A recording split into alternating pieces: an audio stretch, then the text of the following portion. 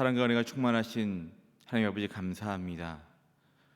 오늘 이 시간 하나님의 은혜를 사모함으로 기도하는 자리로, 말씀을 듣는 자리로 함께 모이게 하신 것을 감사합니다.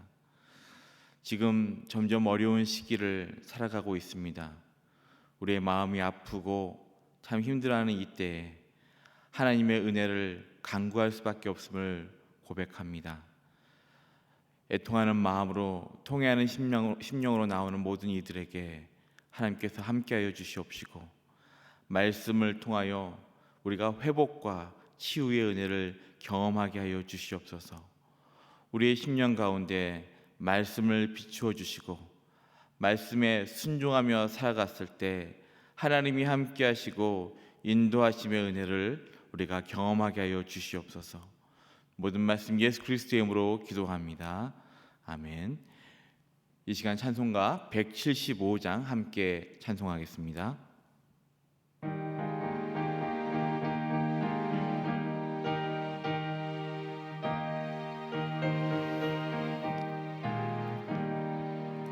신랑 되신 예수께서 다시 오실 때 밝은 등불 들고 나갈 준비 됐느냐. 그날 밤에 주님 맞을 등불이 준비됐느냐.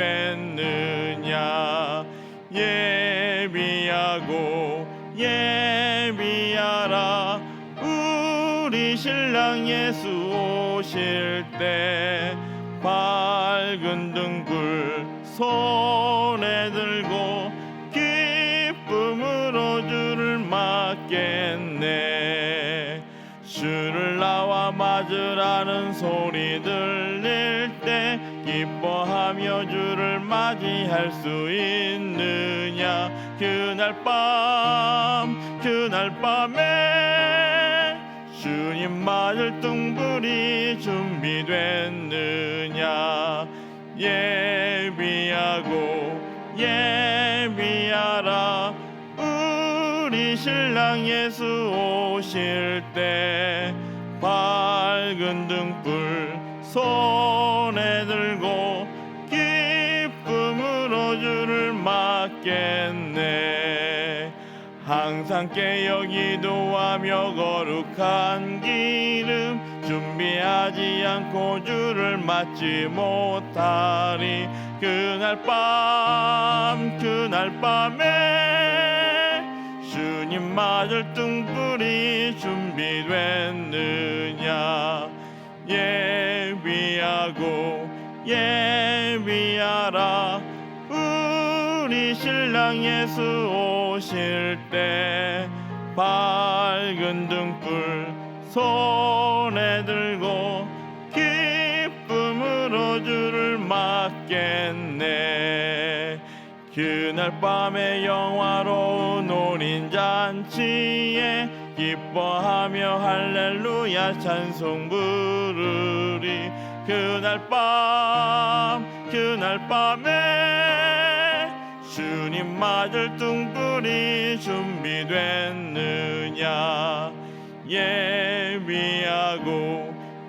예비하라 우리 신랑 예수 오실 때 밝은 등불 손에 들고 기쁨으로 주를 맞겠네. 이 시간 함께 나눌 하나님의 말씀은 마태복음 24장 45절에서 25장 13절 말씀입니다. 제가 봉독하겠습니다. 충성되고 지혜 있는 종이 되어 주인에게 그 집 사람들을 맡아 때를 따라 양식을 나눠줄 자가 누구냐. 주인이 올 때 그 종이 이렇게 하는 것을 보면 그 종이 복이 있으리로다. 내가 진실로 너희에게 이르노니 주인이 그의 모든 소유를 그에게 맡기리라. 만일 그 악한 종이 마음에 생각하기를 주인이 더디 오리라 하여 동료들을 때리며 술 친구들과 더불어 먹고 마시게 되면 생각하지 않은 날 알지 못하는 시각에 그 종의 주인이 이르러 엄히 때리고 외식하는 자가 받는 벌에 처하리니 거기서 슬피 울며 이를 갈리라. 그때 천국은 마치 등을 들고 신랑을 맞으러 나간 10처녀와 같다 하리니 그 중에 5은 미련하고 5은 슬기 있는 자라. 미련한 자들은 등을 가지되 기름을 가지지 아니하고 슬기 있는 자들은 그릇에 기름을 담아 등과 함께 가져갔더니 신랑이 더디 오므로 다 졸며 잘세 밤중에 소리가 나되 보라 신랑이로다 맞으러 나오라 하매 이에 그 처녀들이 다 일어나 등을 준비할세 미련한 자들이 슬기 있는 자들에게 이르되 우리 등불이 꺼져가니 너희 기름을 좀 나눠달라 하거늘 슬기 있는 자들이 대답하여 이르되 우리와 너희가 쓰기에 다 부족할까 하노니 차라리 파는 자들에게 가서 너희 쓸 것을 사라 하니 그들이 사러 간 사이에 신랑이 오므로 준비하였던 자들은 함께 혼인잔치에 들어가고 문은 닫힌지라. 그 후에 남은 처녀들이 와서 이르되 주여 주여 우리에게 열어 주소서. 대답하여 이르되 진실로 너희에게 이르노니 내가 너희를 알지 못하노라 하였느니라. 그런즉 깨어 있으라. 너희는 그날과 그때를 알지 못하느니라. 아멘. 요즘 참 많은 분들이 코로나19로 인해서 많은 어려움을 겪고 있습니다. 어떤 분들은 밖에 나가지 못하고 다른 사람들을 만나지 못하는 상황 때문에 힘들어 하십니다. 가게를 운영하면서 이전에 비해 손님이 너무 적어 어려움을 겪기도 합니다. 직장 생활을 하면서도 경제 침체가 우리에게 어떤 나쁜 영향을 미칠지 알 수 없기에 염려로 가득하게 됩니다. 통회하고 또 교회에서 함께 예배드리지 못한 상황에 통회하는 마음이 생기기도 합니다. 이러한 때 무엇보다도 때를 따라 도우시는 하나님의 은혜가 나타나는 은혜가 함께 하시기를 간절히 소망합니다. 그런데 뉴스를 보면 모두가 힘든 상황 속에서도 돈을 더 벌 수 있는 기회를 잡으려는 사람들도 있는 것 같습니다. 예를 들어 이런 주식 가치가 떨어졌을 때 주식을 사야 돈을 벌 수 있다는 마음으로 또 주식을 사는 사람도 있다는 얘기를 듣기도 합니다. 저는 이런 상반된 상황을 함께 보면서 결국 기회라는 것을 판단하는 것도 평소에 어떤 가치를 가지고 살아가느냐에 따라 나타나는 것 같습니다. 누구에게는 하나님의 은혜를 경험할 기회가 될 수 있지만 또 어떤 누구에게는 돈을 벌 수 있는 기회로 보기도 하기 때문입니다. 오늘 함께 읽은 마태복음 본문도 말세에 주님이 다시 오심을 기다리는 성도의 태도와 가치에 대해서 말씀하고 있습니다. 오늘 본문은 2가지 비유가 함께 기록되어 있습니다. 한 비유는 주인이 충성스럽게 여길 종이 누구인지를 알려주기 위해 악한 종을 예로 듭니다. 한 악한 종이 멀리 떠난 주인이 늦게 올 것이라고 생각하고 폭력과 쾌락을 추구하며 살다가 주인이 다시 돌아왔을 때 벌을 받게 되는 비유입니다. 또 다른 한 비유는 성도님들도 잘 아시는 10처녀의 비유입니다. 슬기로운 5처녀는 캄캄한 밤중에 신랑이 언제 올지 알 수 없기 때문에 등과 함께 기름을 충분히 준비하여 신랑이 왔을 때 잔치에 참여하게 됩니다. 그러나 미련한 5처녀는 등만 가지고 가다가 밤중에 불이 꺼져가는 상황 속에 다시 기름을 채우러 가다가 잔치집에 들어가지 못하게 된 비유를 우리에게 말씀합니다. 두 비유의 공통점은 언제 올지 알 수 없는 가운데 기다려야만 하는 상황이 묘사되어 있다는 것입니다. 그리고 주인이 늦게 올 것이라 생각하고 쾌락 속에서 살았던 악한 종이나 미련한 처녀 5명은 모두 준비하지 못한 상태로 기다리고 있었습니다. 그런 의미에서 오늘 본문의 비유는 지금 주님이 다시 오실 날을 기다리는 구주 대망의 삶을 살아가는 저와 성도님들 모두에게 어쩌면 강한 경고를 주는 말씀이라 할 수 있습니다. 지금 이 시대에서 어떻게 사는 것이 항상 깨어있는 지혜의 삶이라 할 수 있겠습니까? 무엇보다도 우리가 어리석음과 미련함 가운데 있지 않은지 돌아보아야 합니다. 오늘 본문에 나타난 악한 종이나 미련한 처녀 5처럼 우리도 그러한 모습으로 살아갈 수 있기 때문입니다. 어리석고 미련한 가운데 사는 모습은 먼저 현실주의 신앙인의 모습이라 할 수 있습니다. 말세임을 망각하고 현실에 만족하는 현실 안주형 신앙이 있다라는 것입니다. 말세라는 말을 마치 농담으로 생각을 합니다. 혹 남들이 말하는 말세야, 말세 그렇게 하면 동의를 하지만 말세를 준비하며 살지는 않는다는 것입니다. 이런 신앙인은 먹고 마시고 장가들고 시집가고 하는 일상이 최고의 가치처럼 생각을 합니다.